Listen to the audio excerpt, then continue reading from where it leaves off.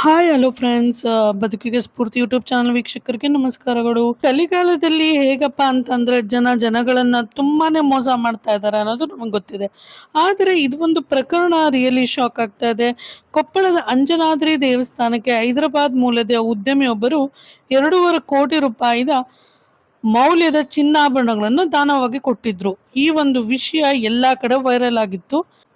But ಅದರ ಪರಿಶೀಲನೆ ವೇಳೆ ಅಪ್ಪಟ ಚಿನ್ನವಲ್ಲ, ಬದಲಿಗೆ ಚಿನ್ನದ ಲೇಪಿತ ತಾಮ್ರ ಅಂತ ಕಂಡು ಬಂದಿದೆ. ಕೊಪ್ಪಳ ಜಿಲ್ಲೆಯ ಹನುಮಂತನ ಜನ್ಮಸ್ಥಳವೆಂದು ಪ್ರಸಿದ್ಧಿಯಾದ ಕೊಪ್ಪಳದ ಅಂಜನಾದ್ರಿ ಬೆಟ್ಟದ ಆಂಜನೇಯ ಸ್ವಾಮಿ ದೇವಸ್ಥಾನಕ್ಕೆ ಬರೋಬ್ಬರಿ 2.5 ಕೋಟಿ ರೂಪಾಯಿ ಚಿನ್ನದ ಆಭರಣಗಳನ್ನು ದಾನ ನೀಡಿದೆ. ಕಳೆದ ಮೇ 8ರಂದು ಹೈದರಾಬಾದ್ ಮೂಲದ ಉದ್ಯಮಿ ಮಹೇಶ್ ರೆಡ್ಡಿ ಇವರು ಗಂಗಾವತಿಯ ಶಾಸಕ ಗಾಲಿ ಜನಾರ್ದನ ರೆಡ್ಡಿ ಅವರ ಆತ್ಮೀಯರು, ಅವರ ಬಂಧುಗಳು ಅಂತ ಮಾತ್ರ ಗೊತ್ತಾಗಿತ್ತು. ಹಾಗಾಗಿ ದಾನದ ಪ್ರಕರಣಗಳು ಎಲ್ಲ ನಡೆದ ನಂತರ ಮಾಧ್ಯಮದೊಂದಿಗೆ ಆಪ್ತ ಸ್ನೇಹಿತ ಮಹೇಶ್ ರೆಡ್ಡಿ ಅವರು 2.5 ಕೋಟಿ ರೂಪಾಯಿಯ ಮೌಲ್ಯದ ಚಿನ್ನಾಭರಣಗಳನ್ನು ದೇವರಿಗೆ ಅರ್ಪಿಸ್ತಿದ್ದಾರೆ ಅಂತ ಅಂದ್ಬಿಟ್ಟು.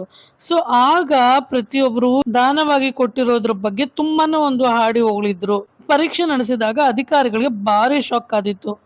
ಕೋಟಿ ಮೌಲ್ಯದ ಬಂಗಾರ ಎಂದು ನಂಬಲಾಗಿದ್ದ ಆಭರಣಗಳಲ್ಲಿ ಪತ್ತೆಯಾಗಿದ್ದು ಕೇವಲ 28 ಗ್ರಾಂ ಚಿನ್ನ, ಉಳಿದಂತೆ ಇಡೀ ಆಭರಣಗಳು ತಾಮ್ರದಾಗಿ ಕಂಡಿತು.